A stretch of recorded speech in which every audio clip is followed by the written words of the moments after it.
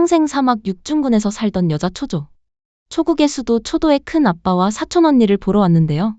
하지만 우연히 방화를 해 수많은 사람을 죽였다는 죄로 태형을 받고 있는 남자를 만나는데 드라마 교초입니다.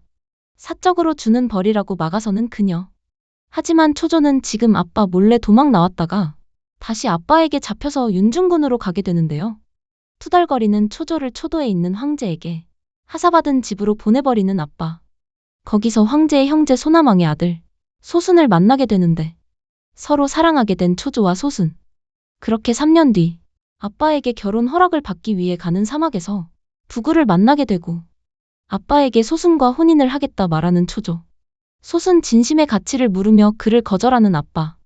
그런 아빠에게 죽음으로 보여주겠다는 소순인데요. 오, 진짜 사랑인가? 그 앞을 막아선 초조. 결국 그냥 초도로 돌아가게 됩니다.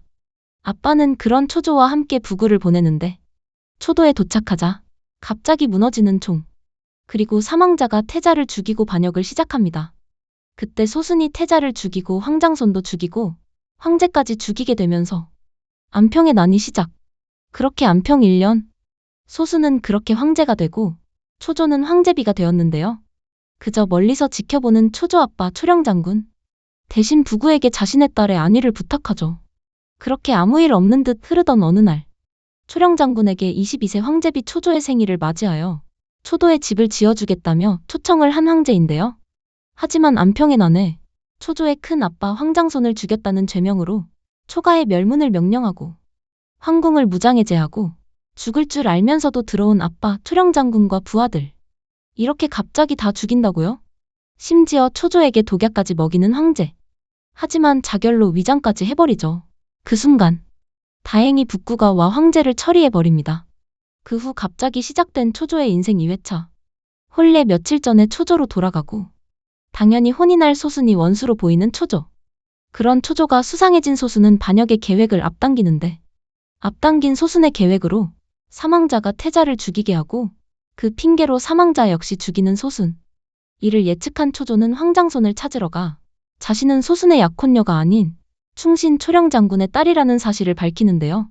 그 사이 자포자기한 황제는 시여사 등역에게 손자보다는 사촌아들인 소순에게 황위를 넘기는 문서를 이미 작성하고 있었죠. 우여곡절 끝에 황궁으로 가는 초조. 먼저 등역을 설득해 황제를 만나는데요. 초조를 죽이라는 황제 말에 칼을 들인 부구. 결국 황위는 어린 황장손에게 가는 문서를 작성하게 됩니다. 조건은 초조가 장공주가 되어 혼례도 안 하고 황위를 지키기로 한 것. 그렇게 소손의 반란을 막은 초조. 뒤늦게 황장손을 위해 달려온 사연방. 현재 초조는 등역을 태자로 승급시키고 같은 편이 되었는데요. 그리고 부구에게는 이번에 반역하면서 성문을 열어준 금군대장 자리를 주게 됩니다. 그렇게 어린 황제 등극. 다시 시작된 조정. 사연방도 정치에 복귀하죠. 여전히 소순과 대적 중인 초조. 그런 초조에게 자신의 조카를 도와줘 고맙다 전하는 사연방. 그런데 참 헷갈려요. 악역 같기도 하고 아닌 것 같기도 한 사연방. 5년 만에 만난 부구 동생에게 자신이 기른 개를 5년 만에 만났으니 말을 잘 듣는지 알고 싶다 말하는데요. 아, 악연인가 보네요, 말이. 어린 시절 사생아라는 이유로 구박을 당했던 사열내를 많이 도와줬던 셋째 형 사연방. 한편 계속되는 조정에서 갑자기 꿈의 태자가 나온다는 소순. 그래서 제사를 지내자고 하는데요. 무슨 수법이지 이번엔. 사연방이 장공주와 이야기하는 중에 들어온 어린 황제. 그때 황제는 부구를 삼촌이라 부르면서 그대로 그를 지나쳐버리죠. 오호, 왠지 사연방이 사열내인 부구를 경계할 것 같네요. 가뜩이나 싫어하는데. 그 후 제를 올리는 날. 갑자기 쓰러진 황제. 그곳에 있던 모두가 용의자가 돼버리고 황제를 못 만나게 하는 등력. 소순은 장공주를 유령 용의자로 지목해버리는데요. 하지만 이건 소순을 잡기 위해 어린 황제와 짠 상황. 소순은 아직 황제가 멀쩡하다는 소식을 듣고 다시 찾아와 약을 먹이려는데 다행히 현행범으로 잡히게 되는데요. 어떻게 된 건지 그 약에서 발견되지 않은 독성분. 이미 한 수 더 봤던 소순.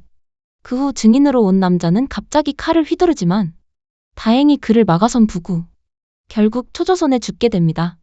당황한 초조에게 그녀의 아버지 가르침을 이야기해주는 부구. 그리고 무술까지 가르쳐주죠. 이렇게 알콩달콩하면 결국 사랑에 빠지게 될 텐데 말이죠. 이미 겹겹이 마음을 쌓고 있는 두 사람. 그리고 첫 장면에서 있었던 죽음을 당하던 남자가 바로 부구였는데요. 그 사실을 말하지 않는 부구. 어찌 되었든 소순을 잡기 위해 미리 암살 계획을 하기 시작한 장공주 초조. 등역을 미리 찾아가 그의 약점인 엄마를 길에서 우연히 만났다고 말하는데, 그리고 소순이 제거되면 소순이 가진 재물을 모두 등역에게 주겠다는 말에 딜 성공. 하지만 예상을 빗나가 다른 길을 택한 소순을 찾아가는 부구. 소순은 갑자기 그에게 누군가 말하자 넋을 놓고 있다 일격을 당한 부구. 그렇게 혼수 상태에 빠지게 됩니다. 사실 알고 보니 등역이 이미 소순에게 흘린 정보. 사실을 알게 된 장공주는 좋은 관을 하나 그의 집으로 보내버립니다. 등역은 전황제가 죽기 전, 특히 초조를 만나기 전 썼던 소순이 차기 황제였다는 문서로 소순과 내통하고 있었는데요. 그 사실은 갑자기 등역을 찾아온 사연방까지도 알게 되고, 여전히 혼수 상태던 부구는 화재가 나는 악몽 때문에 깨어나게 됩니다. 자신의 곁에서 간호를 해주던 초조를 보게 된 부구.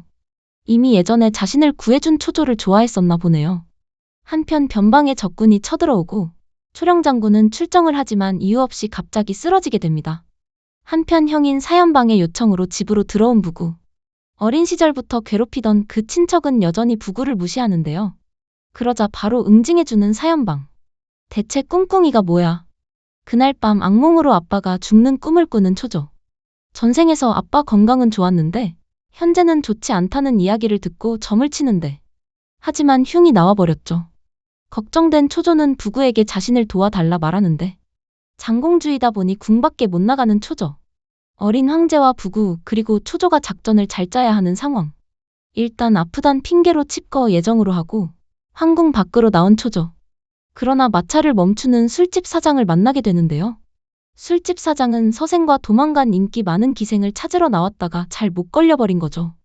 한편 눈치 빠른 소수는 초조가 아프다는 소식과 초령장군도 아프다는 이야기를 듣고 초조가 궁을 빠져나갔을 거라 예상에 못 돌아올 계획을 짜버리는데, 소순이 부하에게 윤중군으로 가는 중간 지점 오양점을 뒤지라는 명령을 내려버립니다. 이를 알아차린 초조는 여러 가지 흔적을 남겨서 혼란을 주기 시작하고, 전에 만났던 기장 주인의 도움을 구해 윤중군 쪽으로 가는 군인들을 따라가기 시작한 초조. 그 시각 황실에서는 태주 등역의 의심을 칼로 막아내는 부구. 그러나 형사연방은 여자인 초조가 비록 소순을 피했어도 산적들은 피하기 어려울 것이라 하자 자신도 황궁을 나가겠다며 형에게 부탁을 하는데, 사연방은 부구의 마음을 눈치채버린 것 같죠? 형에게 얻은 힌트로 어린 황제가 좋아하는 귀뚜라미를 불 속에 던져버려 당당히 정직을 당해버린 부구. 그렇게 황궁 밖으로 나가게 됩니다. 대신 형은 대가로 장공주령을 주고 가라 말하는데, 대체 무슨 꿍꿍이가 있는 걸까요? 초반 스피드 있는 내용 때문에 재미있게 보고 있는 드라마 교초. 악역 같으면서도 아닌 것 같고 참 궁금하게 만드는 스토리입니다. 교초의 리뷰가 더 궁금하시다면 좋아요, 구독 부탁드립니다.